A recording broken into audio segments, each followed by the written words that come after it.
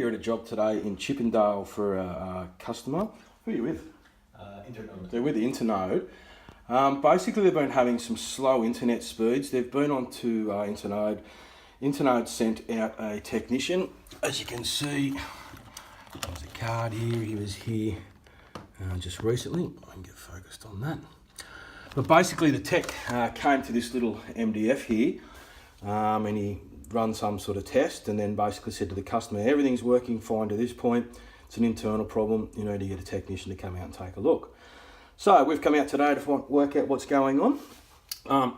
So basically the customers has got like 3 levels here. The mid level is their office and they've got a RJ11 port there.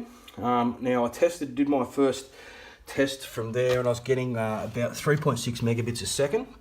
Now I've come down to the MDF here and then run another test directly on the Telstra leading cable. As you can see, I'm only getting 3.8 there. Now these customers are pretty close to the exchange. Line attenuation for them was 32 decibels, as you can see there, which equates to about 2.5 from the case from the exchange, which is in Haymarket, which is pretty much that distance.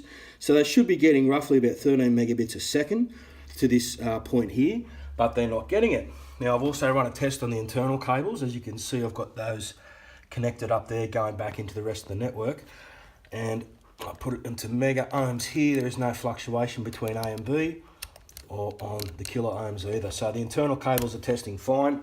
This is definitely a network issue. Internode, you're going to need to contract Telstra to come out and get this sorted out. All right, thanks, bye.